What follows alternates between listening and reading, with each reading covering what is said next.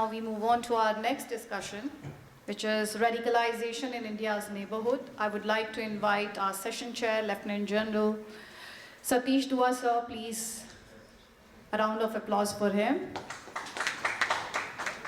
Lieutenant General Satish Dua is the recipient of Param Vishisht Seva Medal, Uttam Yuddha Seva Medal, Vishisht Seva Medal, and Seva Medal. General Dua is a retired general officer of the Indian Army. He served as the chief of the Integrated Defence Staff to the chairman of the Chiefs of Staff Committee of the Indian Armed Forces. He also commanded 15 Corps in Kashmir. He was the Kashmir Corps commander during the historical, if I could use the word here, Kashmir 15 Corps commander, and he's the one under whom surgical strike in September 2016 were carried out by the Indian Army. It's all over to you, sir. Thank you so much, and Jai Hind. Thank you, Aditi. And thank you very much, Usanas Foundation, for curating such a wonderful seminar and so many sessions over here. May I request my co-panelists to please join me. First of all, Dr. Rohan Gunaratna. He is a professor at the Nanyang Technological University and the founder of the Political Terrorism and Political Violence and Terrorism Research Center. Next panelist over here, I would like to call on Mr. Atul Aneja, a veteran journalist. And of course, our founder and CEO of Usanas, who needs no introduction, Dr. Abhinav Pandey, welcome. Thank you for welcome.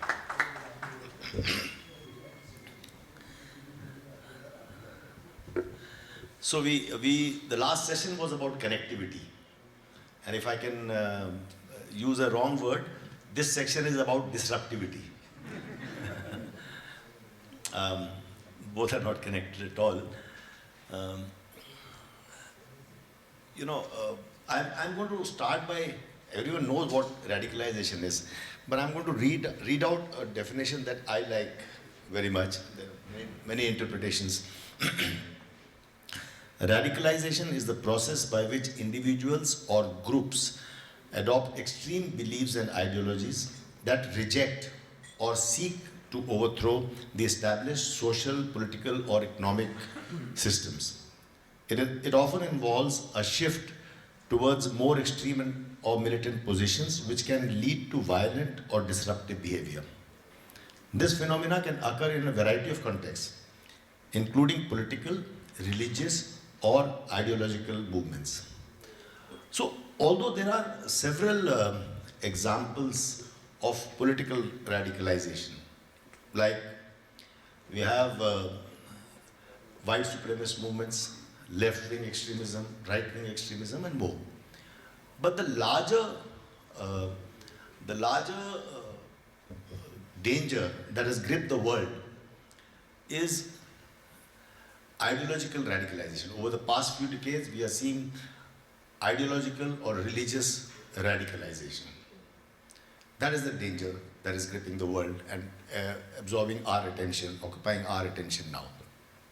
We'll focus more on this. Last week, in fact, sorry, I'll rephrase that. With the downfall of IS in the Middle East, the world actually heaved a sigh of relief. But then, with the return of Taliban in Afghanistan, revival of TTP in Pakistan, the Hamas attacks of 7th October that are very well known, resurgence of Islamic terrorism that we are seeing in Bangladesh. Now there is a revival of this kind of terrorism based on religious or radicalization. Last month, I spent a week in Israel on invitation of an Israeli NGO, and I saw firsthand for myself how they are coping with the Hamas terrorism. While the world opinion may differ on that, but what is undeniable is the fact that the role that radicalization plays in that, and they are also seized with the need to de-radicalize. Closer home, radicalization in India and its neighbourhood, and that's our topic, is a big challenge to India's security. We have, whether it is the radicalization or active abetment or participation of Pakistan in a Khalistani movement, whether it was the 2001 attack on J&K Parliament, the Parliament and the J&K Assembly separately, the 26/11 attacks, the high-profile terror attacks in Pathankot, Uri, Pulwama. So, with all this, we see how radicalization has come to grip the center stage. Now we are seeing a resurgence of Islamist movements or extremism in Bangladesh. With all that, this forms the broad canvas that we are going to talk about with my esteemed co-panelists now. Just as Dr. Gunaratna moved, I am reminded that also in Sri Lanka, 2019 attacks, including the Easter bombings. So the India's neighborhood is becoming very volatile. We are also looking at a little rise in radicalization in Nepal, in Maldives, and these are the issues that we need to watch with concern. In India itself, we see that we see today Punjab is peaceful, but it has had a very turbulent decade or more. In fact, it is to the credit of security forces, the government, or the government first, the security forces, intelligence agencies, that we managed to put peace together in Mizoram first, then in Punjab, then in several parts of the northeast. But it's a sad commentary that now again, Manipur is flared up for nearly 2 years. We are hearing Khalistani issue coming up more in other countries though. So these are the issues that we cannot take our eye off the ball. We are going to tackle amongst our co-panelists and we put together. We will focus on these issues. I will briefly outline the couple of issues that I would like you all to focus on. First, we talk about Kashmir. In Jammu and Kashmir, we all know radicalization has come to define or distort what was earlier a very moderate brand of Sufi Islam. In 80s, the foreign jihadist groups interfered with active participation of Pakistan, and they gave it a religious framework, calling the Kashmir conflict a jihadist movement against quote-unquote Indian occupation. They gave it a religious fervor.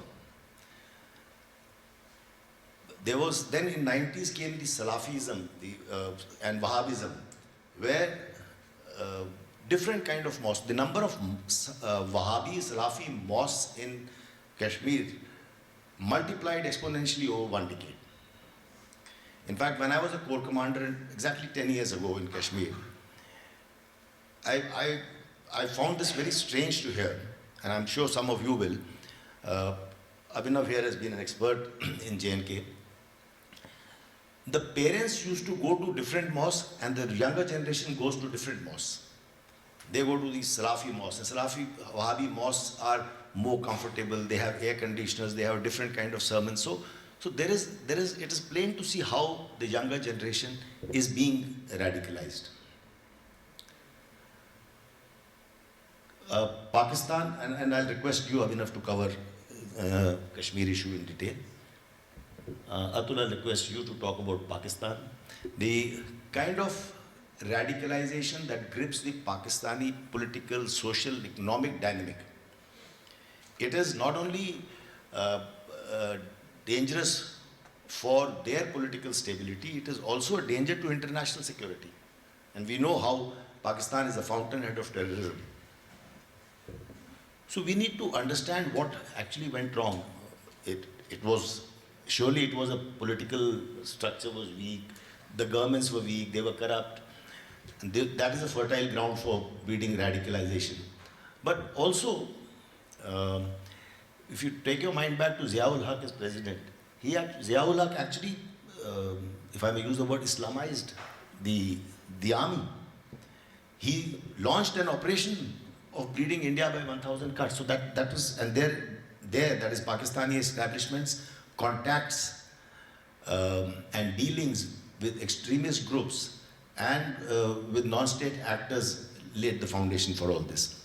In the 80s, after Soviet Union occupied Afghanistan, and I'm sure you'll talk about it, that's when, actively aided by United States, Pakistan started aiding, abetting the insurgent groups, extremist organizations, and these organizations persisted even after the Soviets left.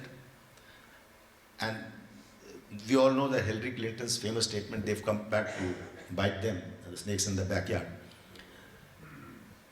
Bangladesh was a very moderate brand of Islam, but of late, last decade or so, we are seeing again a moving to a more conservative brand of Islam. The 2016 attacks, including the Dhaka cafe attack, in which I think more than 20 people were killed, including foreigners.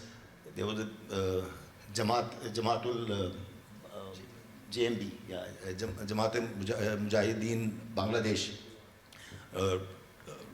They claimed responsibility for that attack. But today what we are seeing, especially after the ouster of Prime Minister Sheikh Hasina, we are seeing even the Lashkar-e-Taiba, Jaish-e-Mohammed making very good inroads into the system.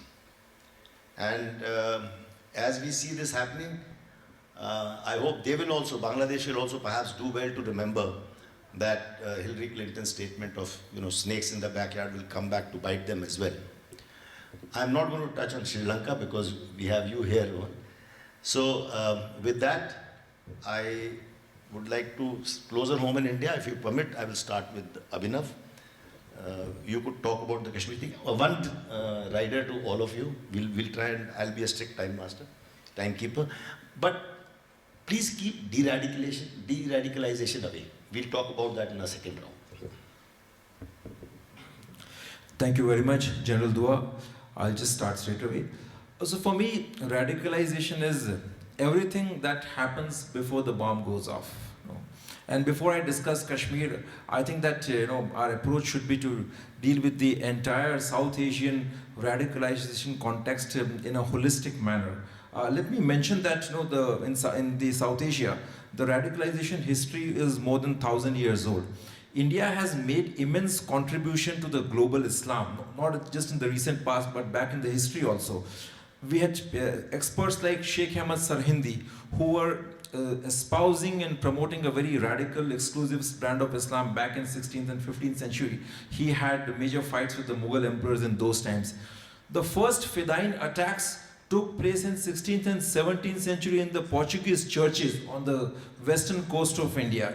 We talk about Fedayeen attacks today in Baghdad, Afghanistan, but back in 17th century they had to face the same situation. And guess what? They dumped the bodies of the Fedayeen attackers in the Indian Ocean, in the Arabian Sea, because they feared that they would turn into some kind of mazars. Later, the Wahhabism also has a very old history in the Indian subcontinent.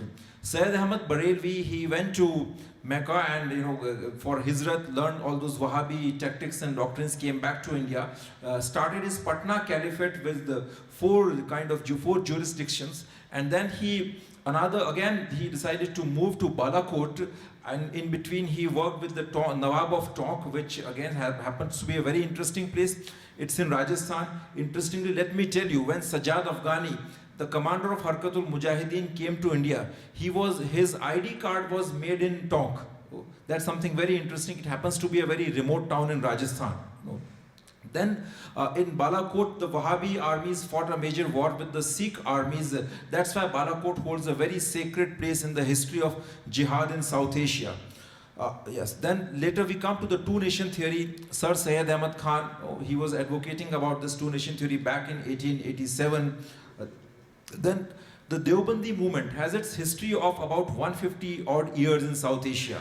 It begins from Shah Waliullah's presence right after the Mughal decline, and Shah Waliullah maintained that the Muslim empire declined in India because they had imbibed many Hindu practices.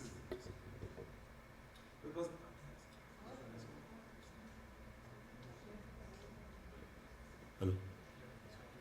Yes, because they had imbibed many Hindu practices and they had deviated from the central tenets of Islam. Later this whole Deobandi seminary starts, and in Pakistan, in the present Pakistan, in southern Punjab, you have this Deobandi movement coming up very strongly, and they displaced all the Sufi culture and the Sufi institutions over there. They had also become very corrupt in that region. So gradually the Naqshbandi Sufi movement kind of more or less got intermingled and got absorbed into the Deobandi setup, and Deobandi setup emerged as a major progenitor of Islamist movement in Pakistan. Later, after Pakistan's independence, Deobandis were first to start the anti-Ahmadiyya agitation. The first terrorist groups in South Asia were formed in 1979 after the US invasion of Afghanistan, and they were Deobandi groups. The Harkat network that we call. Taliban is a Deobandi group, and Huji was the first Deobandi group. Huji was started by Maulana Fazlur Rahman Khalil, and old Deobandi commanders include people like Maulana Masood Azhar, Fazlur Rahman Khalil, Sajjad Afghani. So all these guys were very active in Afghanistan. After the American withdrawal and Russian withdrawal from Afghanistan, some of these Deobandi groups were diverted to Kashmir. And in 1990, when the active militancy started in Kashmir, initially Pakistan was a little skeptical, as General Ziaul Haq very famously used to say about Kashmiris that these are the sons of Brahmins and they don't have the martial spirit to fight. But when he saw an amazing response coming from the Kashmiri people, then he thought that, the Pakistan thought that it's now a time to give a concrete shape to this terrorist movement. And they realized that Kashmir has a very different strain of Islam, which was moderate and which was some kind of a melting pot of Shaivism and Buddhism. So they thought that it's very crucial to radicalize the people, and radicalization became the central pillar of Pakistan's covert war in Kashmir. Initially, they began with Jamaat-e-Islami. Jamaat-e-Islami had its militant wing called Hizbul Mujahideen.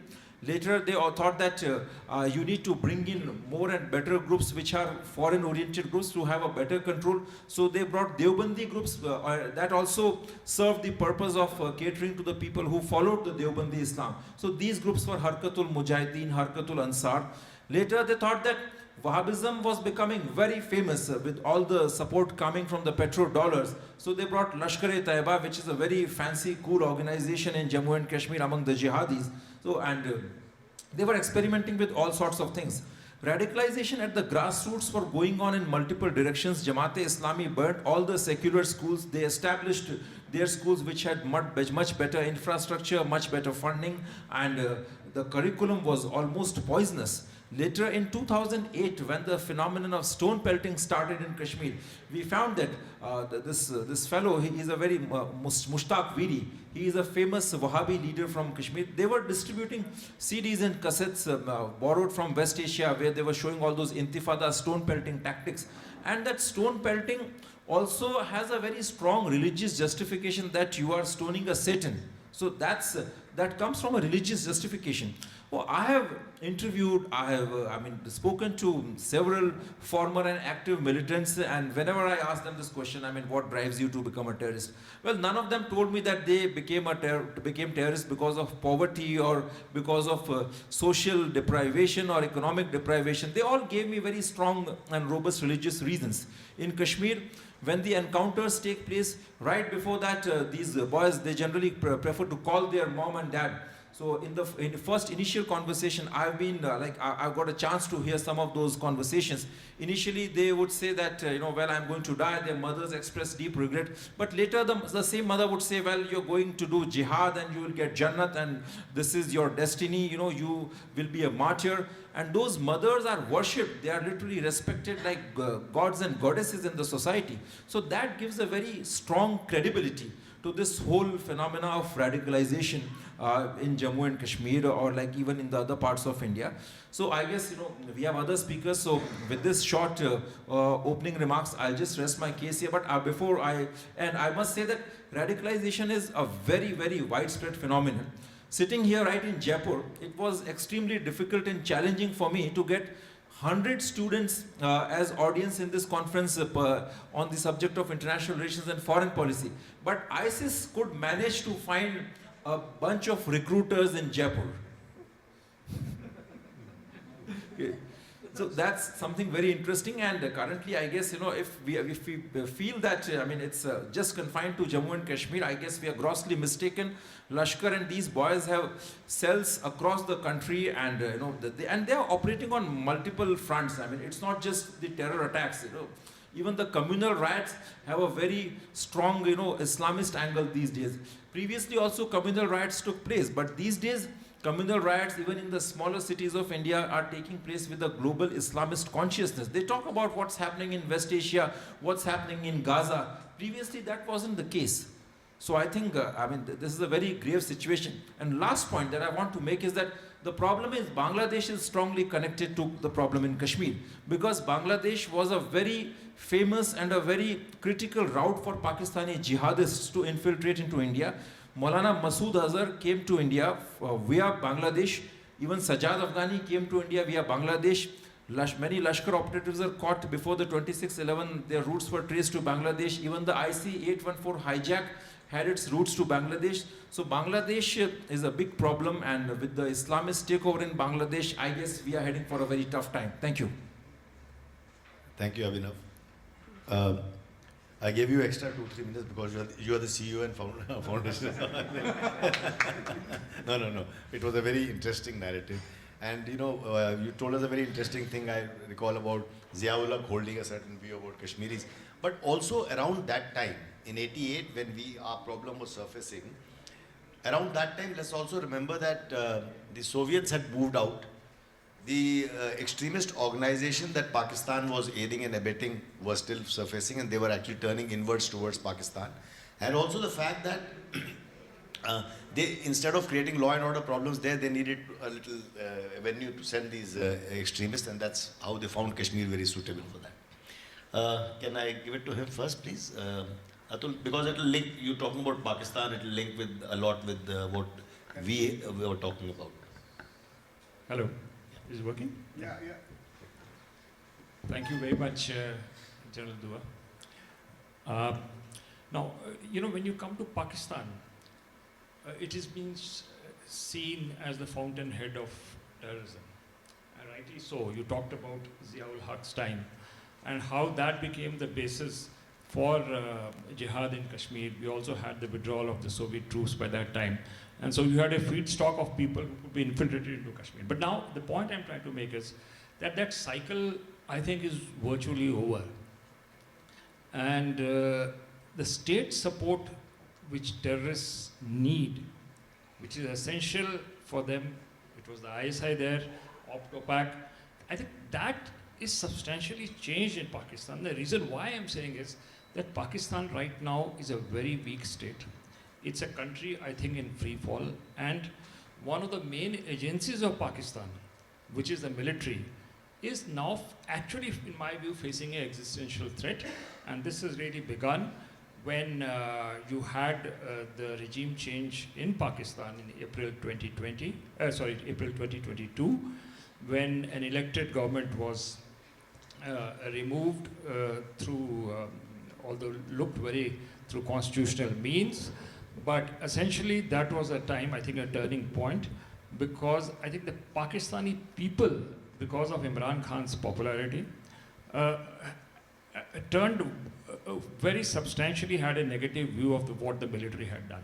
I think that is a very, very crucial turning point, because military right till then was seen as a savior, agency of last resort in Pakistan, had a positive image within the Pakistani population. But I think that was a very, very major blow to the Pakistan military. We had not heard of former ISI chief like Faiz Hamid being closer to Imran Khan, Bajwa being the army chief being criticized by the prime minister. I think it was a major fracturing which was taking place within Pakistan, especially into the military. And along with that comes the changing geopolitics. So the first point which I'm trying to make is that within Pakistan, the prime mover of terrorism, which is the military, was distracted, was weakened. And I think that has an implication on your capacity, not your intent, in your capacity to wage jihad in Kashmir or in the rest of India. So I think that's very, very crucial to understand. Second point is the geopolitics associated with Pakistan. You know, what has happened is that with the coming in of the Trump administration, and there are people already close to Donald Trump, Richard Grenell, who is already talking about free Imran Khan. I mean, it's the complete change when it comes to equation between the Americans and the military. I think that's taking a huge hit, because what does it imply? If you are into the free Imran Khan campaign, that is a huge threat to the structure of the Pakistani state, especially the military. Because if Imran Khan comes back, Imran Khan was the one which wanted to completely change the power equations within Pakistan. I mean, his attack on Bajwa and co. was essentially that you have to fall under the civilian authority. Now, if you're going to have Imran Khan coming out, I don't think the military is going to accept that, and that is going to be a huge problem for them right now. If you want to survive in the military, then what do you do? And I think that's where the second element of bigger geopolitics comes into the picture, which is you will rush to your so-called all-weather friend, which is China. And that seems to be happening because of the interaction between the military leadership, especially Asim Munir, the army chief, his visits to China, etc. It's not so easy because there are vested interests within the top leadership of the Pakistani military, which have very strong nodes with the West, with the UAE in terms of their property relationship, their children studying in those. So it's a relationship with the West which has been very strong. But when you look at it as an institution, I think Pakistanis will like to go closer to the Chinese at this time. But that's where the twist in the tail is. After what is happening on the China-Pakistan economic corridor, the killing of Chinese engineers and people over there, what I think has happened is that all-weather relationship is altering and changing. I think there's a huge rupture which has taken place in that. And the Chinese want to preserve the China-Pakistan economic corridor, essentially because it is their gateway to the Indian Ocean, to the Arabian Sea. So if you want to preserve that and you do not have the trust of the Pakistan military, then you go into plan B. And that is where I think Balochistan comes into the picture right now. And as I see it, the BLA, or Balochistan Liberation Army right now, traditionally they were left-oriented, supported by the CIA at one time. But I think it's very interesting to watch the China BLA changing metamorphosis and other Baloch insurgent groups, because from a Chinese perspective, if you can't trust the Chinese, okay, your plan B would be that you put boots on the ground, and that's something which has been under discussion between the Chinese and the Pakistanis. Pakistanis don't like it, but Chinese say, you guys are not safeguarding our people, you're not safeguarding the corridor, we want to put boots on the ground. And if that doesn't work, then you have pressure points among the insurgent groups in Balochistan, because if you do that, and if you take it to a logical conclusion of separation of Balochistan from Pakistan, your corridor is essentially preserved. Because you go from Atul, Gwadar, request you to wind up. yeah, because if you go from CPEC, from Gwadar, you go northwards, you got cross Gilgit-Baltistan, and then you are into Irshad Pass, which goes straight into the Wakhan corridor. So you will have a new route to preserve your CPEC into Central Asia, and you will not depend on the Karakoram highway which goes through Punjab. So that, I think, is something dynamic which is happening between China and Pakistan. So you have a problem if you're a Pakistani. You have a Trump who is getting after you. Here's the Chinese which don't trust you. You are a state, I think, with Imran Khan locked up, you're a state in free fall. Now, if you're a state in free fall, you may have the intent to support and push terror activity, especially in India, but you don't have, I think your capacity has been deeply denuded because your economy is in free fall as it is.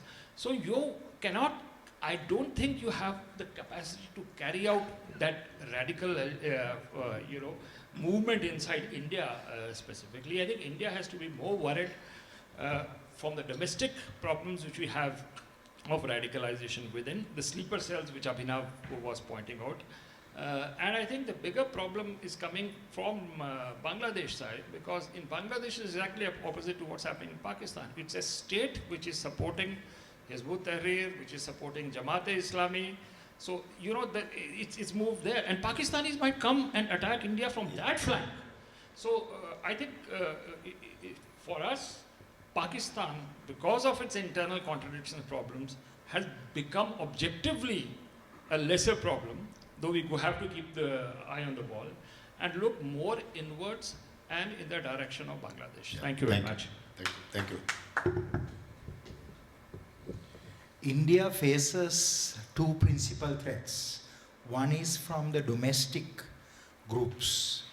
The other is the groups that are based in the neighbourhood. So the contemporary origins of the threat to the subcontinent, including to India, came with the anti-Soviet multinational Afghan Mujahideen campaign that began after the Soviets invaded Afghanistan in December of '79. So in 1984, the foreign fighters came to Pakistan. And in fact, the key man who came was not Osama bin Laden. He was a man who came from Jenin in West Bank, a man called Abdullah Azam. He was from the Muslim Brotherhood or Ikhwanul Muslimin. So it was Abdullah Azam that created the Afghan Service Bureau known as Maktab al-Khidamat. And Maktab al-Khidamat was funded by Osama bin Laden, who came from the richest non-royal Saudi family. And Maktab al-Khidamat evolved into Al-Qaeda on August 11, 1988, just before the Soviets withdrew. So the vanguard in the fight against the Soviets were the Arab fighters. And they were led by, after Abdullah Azam, by Osama bin Laden, and closely supported by a man called Ayman al-Zawahiri, who was an Egyptian from the Egyptian Islamic Jihad. And Ayman al-Zawahiri was killed, Osama bin Laden was killed, bin Laden killed in Pakistan, Ayman al-Zawahiri killed in Afghanistan. So what we have seen is that this entity called Al-Qaeda was able to influence so many local groups. So they espoused the ideology of Salafi Wahhabism or the Ahle Hadith. So Lashkari, Toiba, all these groups were influenced by a foreign ideology. So if you look at Islam in the subcontinent, they were largely Sufis, but Sufism was gradually supplanted by two ideologies. One is Jamaat-e-Islami, which is the Muslim Brotherhood version in South Asia. Very strong in Pakistan, not so strong in India, but very strong in Bangladesh, considerably strong in Sri Lanka. So if you look at the terrorist attacks in the region, most of these attacks were perpetrated either by Muslims who were radicalized by Salafi Wahhabi organizations or by that ideology, or by the Jamaat-e-Islami or the Muslim Brotherhood ideology. That is why I have always said We need firm action against the operational entities, the groups, the networks, the cells, and the personalities behind these two ideologies. But we also need much more investment than what we have invested to counter this threat on the ideological and the strategic side. Let me share with you a little bit of how the radicalization spread in India. It is not only from the north, but increasingly from the south, because you had Indian nationals from Tamil Nadu, Kerala, Andhra going to work in the Gulf. They brought those ideologies. So the groups that aligned itself to Salafi Wahhabism, they are called the Tamil Nadu Tawhid Jamaat. I myself interviewed many members of these groups in custody and also when they were out in the open. So Tamil Nadu Tawhid Jamaat is the main group that radicalized Sri Lankans. Because of the democracy in India, you permitted these groups to continue. Very much the same way in London, where at Finsbury Park Mosque, all these clerics advocated the Salafi Wahhabi ideology. So you need very tough action against these groups that have these ideologies. And those ideologies radicalized the people in Sri Lanka, and that led to the Easter Sunday attack in 2019. Now, with regard to the Easter Sunday attack, I interviewed everyone who was detained. And based on my interviews, I like to share two things with you. One is, no Sufi in Sri Lanka joined these extremist groups, because the Sufis were largely influenced by Hinduism, by Buddhism, by Sikhism, by Jainism, and the other Oriental religions that were very moderate. Because the Middle Eastern type of Islam that came was very different in their attitude and orientation. So the IS network, the ISIS network, that was largely Jamaat-e-Islami and Salafi Wahhabi driven in Sri Lanka, attacked the Mother Mary statues, destroyed the Mother Mary statues, destroyed the Ganesh statues, destroyed the Buddha images. And in the second phase, they attacked and killed police officers. In fact, I interviewed the head of the ISIS military wing in Sri Lanka. He stabbed one policeman 30 times. I asked him, why didn't you just stab him once in the heart? That would have been enough. Then he explained that it was their ideology to drive fear and terror. Then, of course, after that, they planned the Easter Sunday attack. With regard to Bangladesh, the group, there are two principal groups operating. One is Huji, Harkatul-Jihad-e-Islami. Huji has Huji Pakistan and Huji Bangladesh, and Huji A, which is Harkatul-Jihad-e-Islami Arakan. Then other than that, there's Huji is ideologically somewhat different. It's more Deobandi, but the group called JMB is the Salafi Wahhabi group. And JMB transformed into ISIS. So Bangladesh head of special branch approached me and told me that our Prime Minister wants this group destroyed. That is Sheikh Hasina. So I told him, yes, you have to do it, otherwise it will spread. Then he told me, but she don't want to call it ISIS, because it is ISIS. So I said, call it Neo-JMB. So Neo-JMB is a term that I coined for the Bangladeshi counter-terrorism unit and the special branch. But I want to tell you that this group has now penetrated to India. So JMB poses a very significant threat to the stability and security of your communities on your border. So in many ways, what has been echoed about the threat from Bangladesh is something that you have to address, not in India, but in Bangladesh itself. So this will require working very closely with Bangladesh, which is right now a major political challenge. Thank you very much. Thank you. Thank you very much. That was very, very well put and very concise. I'd like to spend a few minutes now on the process or the thought of de-radicalization. So what do we do about it? For instance, you mentioned about radicalization coming from the south. We have issues in Kerala. where a lot of youth have been sort of attracted by the ISIS. We've had issues in Maharashtra. In fact, talking about de-radicalization, I will not go into the basics. Everyone realizes. Even when I went to Israel, they were talking about there also, they said we need to change the process of education, because education is the first step where young minds are radicalized. In fact, if I put it in one sentence, the basis of radicalization starts from the 3 M's: mosques, madrasas, and media. Media also includes social media.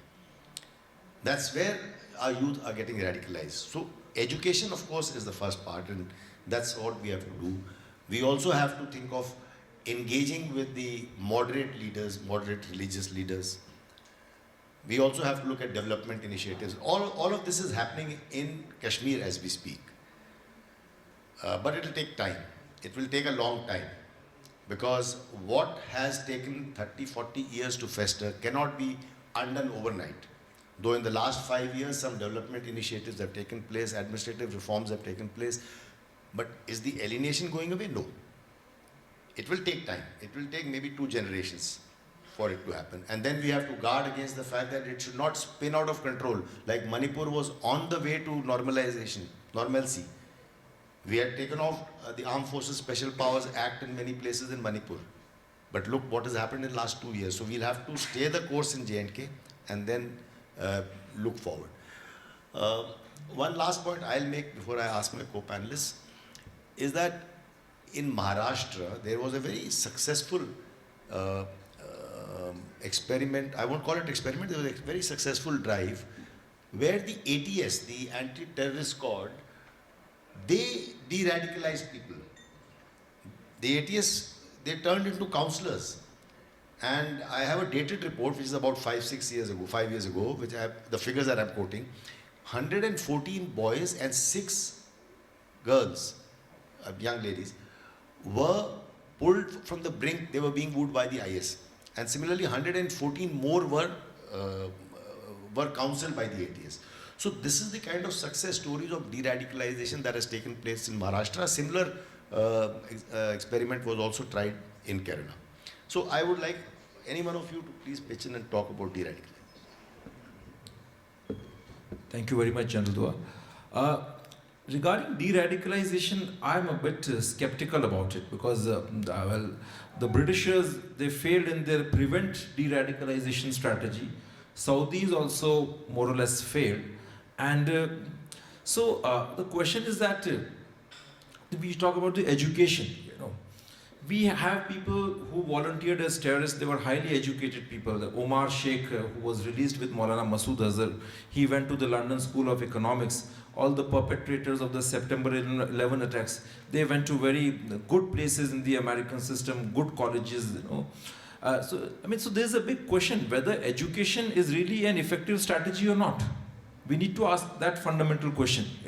What's happening in their homes? What they are getting taught in their homes? That is also a big question. Madrasas, fine, we understand, this huge network of madrasas in Punjab teaching all kinds of poisonous stuff to them, that they're certainly going to lead up to that, to the terror angle. But then, even among the educated ones, the fundamental question is that they're not feeding the right narrative to their children at homes. And once again, the question is, how do you define radicalization? Because someone who just gets radicalized and joins a terrorist organization, do you consider only that person as a radicalized person, or a person sitting here who supports the Taliban regime? Is he also a radicalized person? Because I remember one very famous celebrity poet in India, I think his name was some Mr. Rana, he's dead now, but it was in the news all over. He supported the Taliban regime, and he said that Taliban's ideas regarding the women's modesty and all, I really appreciate that. Munawwar Rana, yes. So that was something very surprising. And there's another thing, particularly in this discourse on radicalization. There can be umpteen number of ways to radicalize people. Like in the Kashmir University, I found professors. There was one professor, his name was Saddam Parar. So he used to include the principles like ideas of Gramsci and all kind of big political scientists, combine them with the ideas of Jamaat-e-Islami and just feed those good sounding, very attractive theories to his students. Finally, Mr. Saddam Padar, or Rafiq Dar, sorry, he was a professor of sociology. And then after I met him, after a few days, I heard that he joined a terrorist organization and he was eliminated in Pulwama, or Shopian, sorry. Okay. So that's a big question. I mean, how do we deal with that? I think, in my opinion, first of all, the message has to be very clear. And simply convincing, cajoling is like you're going to them with a very begging bowl that please don't get radicalized. It's not going to work that way. We need to give a very strong message that what you are saying, whatever religious justification you have, it doesn't work in the civilized society. If you continue to stick that, you will be liquidated, neutralized and eliminated, because that cannot be tolerated in a civilized society. That strong message has to go. Besides, that's the first and primary step. After that strong message, you need a strong, very long-term roadmap particularly for a country like India, a 20-year roadmap, which should include some very strong kinetic measures, perception war measures, and also economic measures. But that's a longer-term strategy. But this very effective and a clear way of communicating to them that this is something which is intolerable is the very first thing that we need to do. Just one last thing. In a city called Udaipur city, my hometown, right there, it's very close to this city. There, one fellow was killed in an ISIS-style beheading. The fellow who killed him, he did not belong to Lashkar-e-Taiba or Jaish-e-Mohammed. He was a local Muslim and he was also affiliated with a local political party, a nationalist political party. He used to help them in local events also. But then when this Nupur Sharma episode took place, after that, he said that, well, this is not justified, according to our religious principles, and the whole idea is to go for, the person is wajibul qatl, it deserves to die. So he killed that person. And that person, he was an educated man. He sacrificed his family, everything for that. Luckily, I got a chance to even meet him, and he asked me a question. Well, what do you think? I did it for money? Do you have anyone in your community who can do this? Thank you. You made very good points, and I can only show you. First part has to be counterinsurgency operations. So the first part of de-radicalization has to be strong arm measures. I don't disagree with you, but I feel that eventually there has to be the society, the system.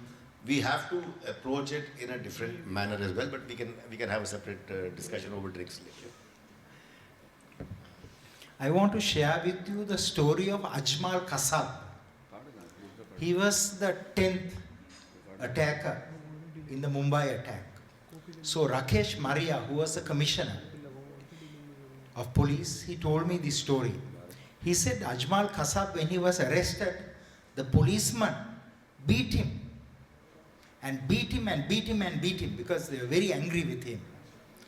So later Rakesh Maria approached him and rescued him from this policeman who was beating Ajmal Kasab, and built a rapport with him and took Ajmal Kasab to the mortuary. In the mortuary, Ajmal Kasab saw the 9 other attackers, because Ajmal Kasab was told that when you kill your enemy, you will go to heaven and you will have an audience with God. You will be forgiven for your sins, and you can bring 70 relatives to heaven, and you will also have 72 beautiful girls. And said that your bodies will exude perfume and you will be having a beautiful smile. But none of the 9 attackers he saw lying on the slabs on the mortuary had those features. They were with their mouth open, their eyes popping out. Right. So Ajmal Kasab underwent what is called cognitive dissonance, because he was expecting something else. What he saw was something markedly different.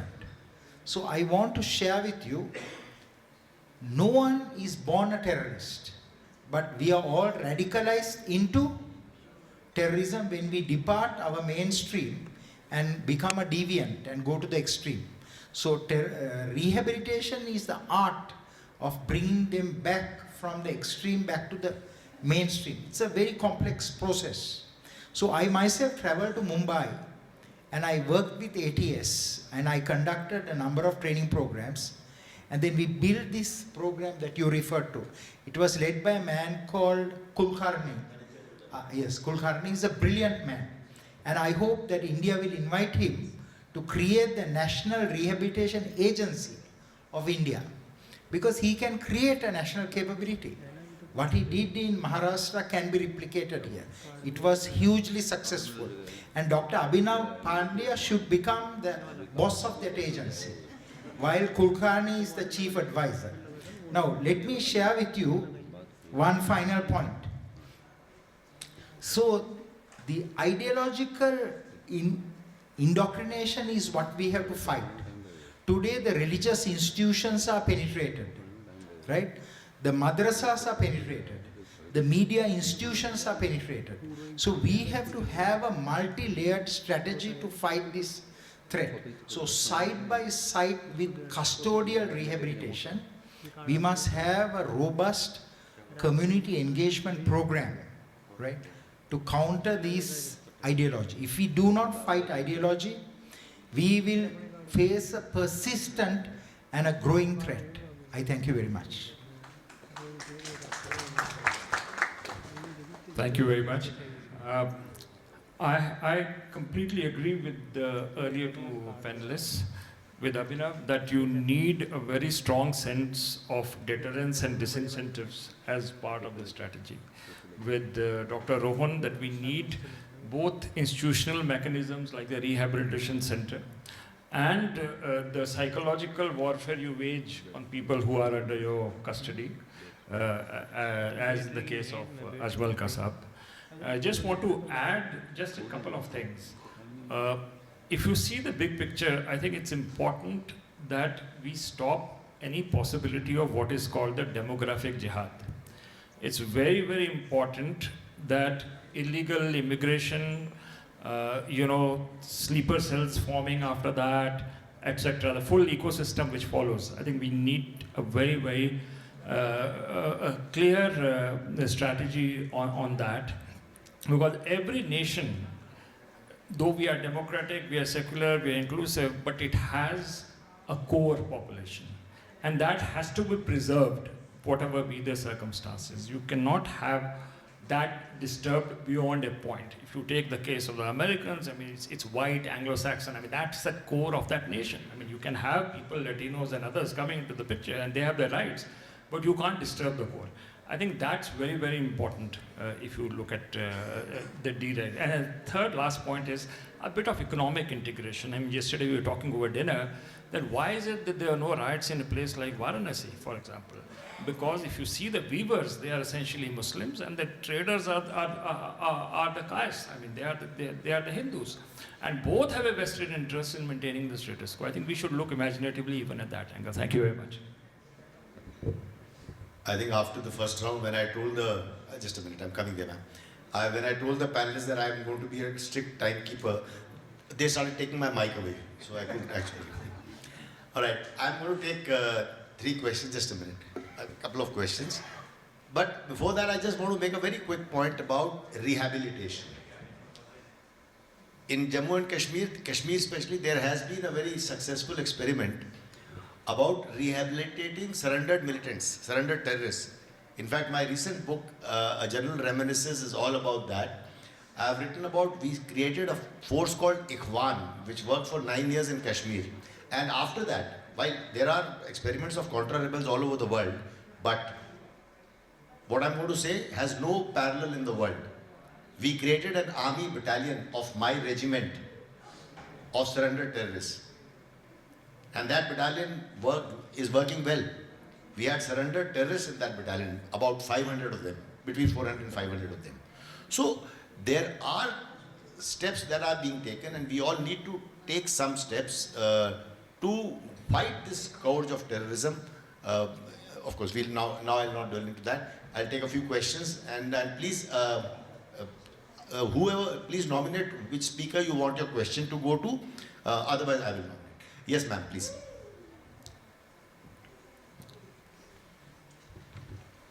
kudos to all four of you, and my question is to whoever wants to answer. I want to bring up the question of the paradoxes that I heard from every single one of you. On the one hand, I could quote, take action. Absolutely. On the other hand, rehabilitation. You do realize that's a built-in contradiction and paradox. We take action, we're creating the next generation of extremists. We don't take action, we're not doing anything. Don't rehabilitate, don't try, you're just letting them do that. You try, maybe you'll act or not. And I say that because I think we all need to note, I come from counterterrorism, and I think that we should look at rehabilitation as part of counterterrorism, not as a separate part. But if you don't think of it as part of it, you see this is the action, is that is something else, and they're not in the room, the people who do rehabilitation, right? We're all here geopolitical experts. Right. So all Thank four you. of you. Thank you. We'll take a couple of questions together and then, yes. Yes, sir. Yes, sir. Okay, Sudhakar first, since he's got the mic. I couldn't agree with Colonel Media. Very well framed. Being a military man, ladies and gentlemen, I personally feel, these are my personal conviction, and the Corps Commander is sitting here. In Army, we say the best terrorist is the dead terrorist. Am I right, sir? Yes. There is no rehabilitation for a terrorist. Sooner we realize the best radicalization would be starting in earnest. Terrorists have no place in the society. Second, without being misunderstood, it's my perspective. I have just been made to write a paper by Indus India Research Foundation. They made me to write, after extensive research, proxy war in J&K. I wrote, spent 40 days, read lots of books, lots of literature. My findings were following. The proxy war unleashed by Pakistan will never come to an end. It will continue in different forms, different norms, at times from south of Pir Panjal range, at times from Bangladesh. Sooner you will see it is starting from Maldives as also from Sri Lanka. Second, radicalization is not understood by one and all in the same connotation or interpretation. I think a common man or layman needs to understand what is the meaning of radicalization, how does it manifest. Mere usage of the terminology of radicalization does not take us to effective countermeasure. When I was in Kashmir, I was told radicalization meant when a person was wearing a skull cap, when his trouser was folded, when he was growing beard, and host of other activities. Friday he was going to masjid to listen to the mullah, and mullah was talking everything anti-national. Is that the true form of radicalization? If I say, make a statement without meaning any offense to anybody, ladies and gentlemen, Maharashtra is the most radicalized state in India. How many of us would agree? There is an Al-Qaeda module which has been spotted by security apparatus about 80 odd kilometers away from Pune. Likewise, what we call as Red Corridor today, we are celebrating. Tomorrow the same Red Corridor may become a radicalized corridor infested with none other than ISIS, who have managed to penetrate into our society. Sudhakar, that's last point. Yeah. 1999, Al-Qaeda IS, Osama bin Laden, he announced jihad 3 times, and thereafter many times, jihad against India.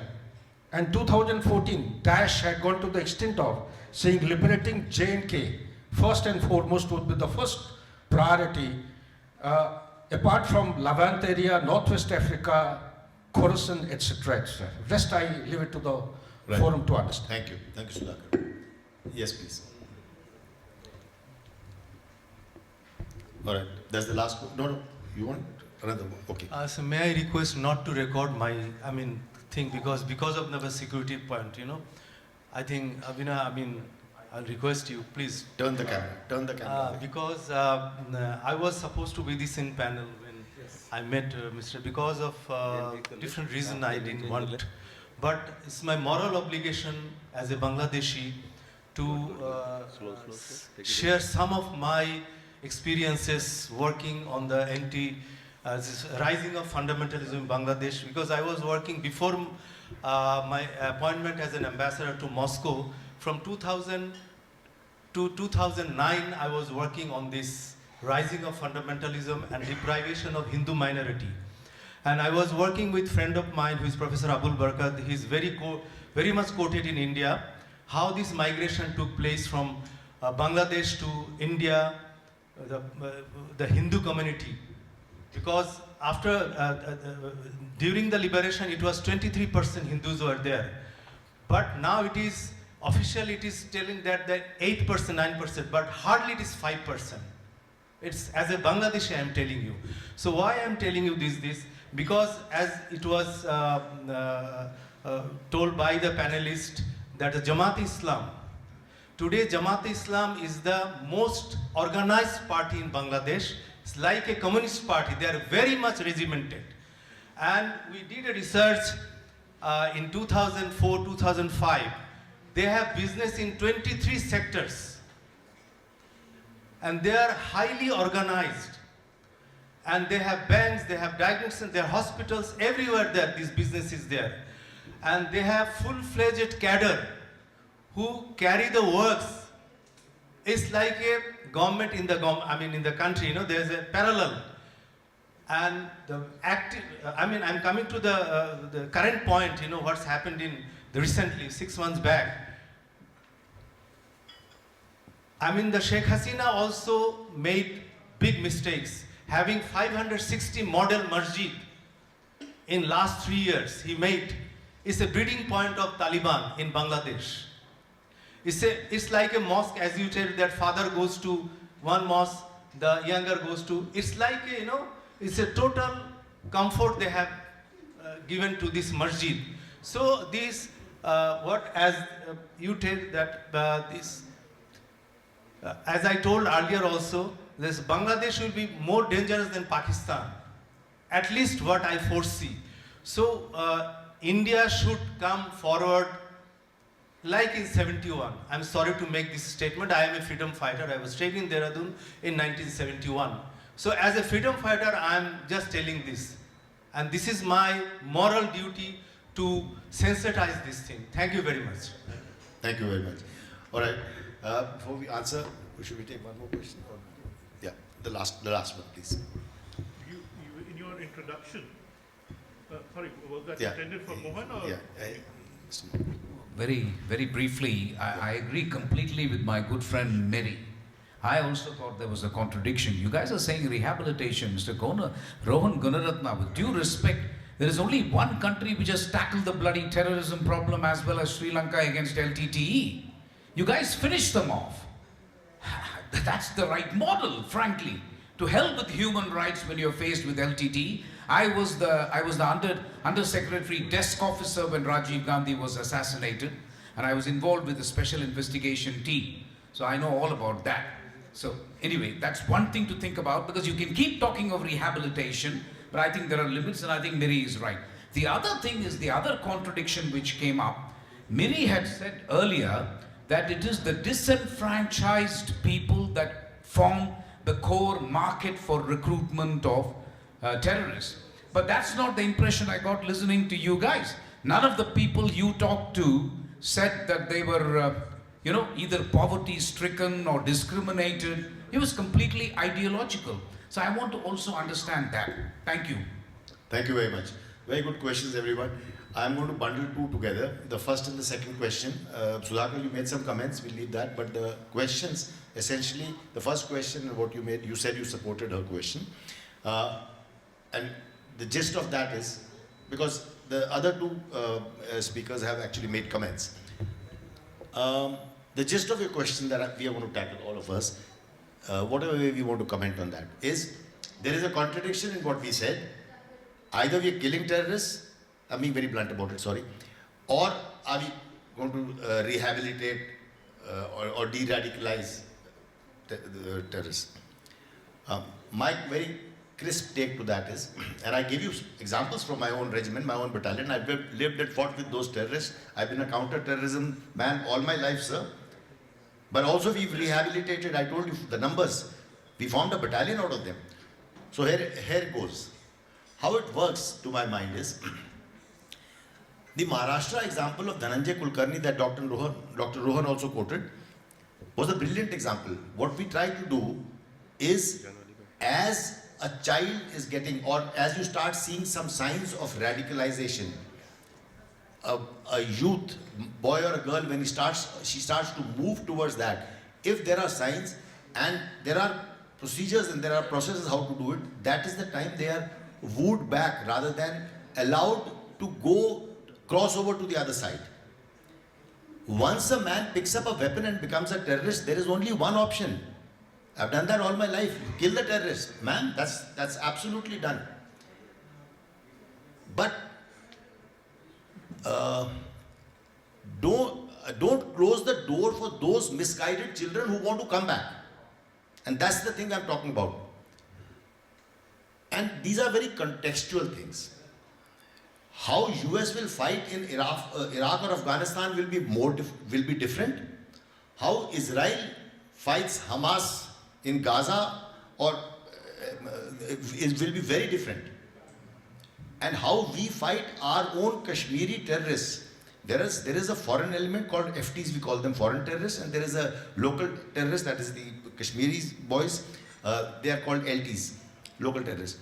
How we will fight terrorism, and including the process of de-radicalization or rehabilitation, is different. I gave you an example of rehabilitation, which is going ahead of de-radicalization. Anyway, so that's my intervention on this. Over to you. Switch off camera. So I'm going to speak very frankly. Am I audible? Yes. Regarding rehabilitation, I think that it may differ differ with different kinds of terrorism. Someone who is inspired by a very, let's say, green activism or left-wing ideology or a typical nationalist movement, chances of rehabilitation, logical argumentations are much stronger in that case. But someone who is inspired, let's say, by Islamist extremism, then unless you question the fundamentals of the religion and you strike at that base, it's very difficult to de-radicalize or rehabilitate that person.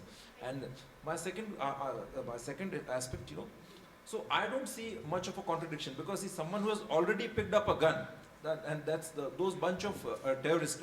They need to be eliminated, and security forces are very clear about that. For example, in Jammu and Kashmir, every year you have about 250 to 300 people, they have picked up a gun and they take to arms and they are killed, they are eliminated. But as a radicalization, what worries me is the massive social presence of radicalization among the larger community, who are not picking up the gun, but mentally, they're having radicalized thoughts that may reflect itself in the communal riots, or again, if they feel that, once we have the sufficient numbers in terms of population, we are going to bring in Sharia either through elections or electoral process. That is the more dangerous radicalization. So now the question is that what to do with them. Rehabilitation is not required in their case. In their case, it is simply a case of religious following and the perception war, because the leaders and the entities who are controlling the narrative, the dominant narrative among the Muslim society, let's say, they have this idea of promoting political Islam through narratives and through perception, and sometimes through acts. For example, the fellow who was killed in Udaipur, that was a signal, that was a message to the rest of the people that we have set an example. If you do that again, this is going to happen with the rest of the people. And that's what happened actually. After they did that to that poor tailor, no one's commented on that. So they actually established this blasphemy law in a de facto manner in India. So now, if this is the case, then I guess we need to have a very different approach to tackle this radicalization problem. Instead of rehabilitation, I think we need to target these entities, these organizations like Jamaat-e-Islami or the Ahle Hadith groups, these institutions who are controlling the narrative, who are guiding these things. You eliminate them in terms of their financial structures, in terms of their organizational structures. Once you get rid of the leaders, I think it will be easier to tackle the ordinary people. And then the message is very clear that, this is and also question the fundamentals of the faith. If there's something which justifies killing non-Muslims or which justifies takfiri or something, then it should be opposed tooth and nail.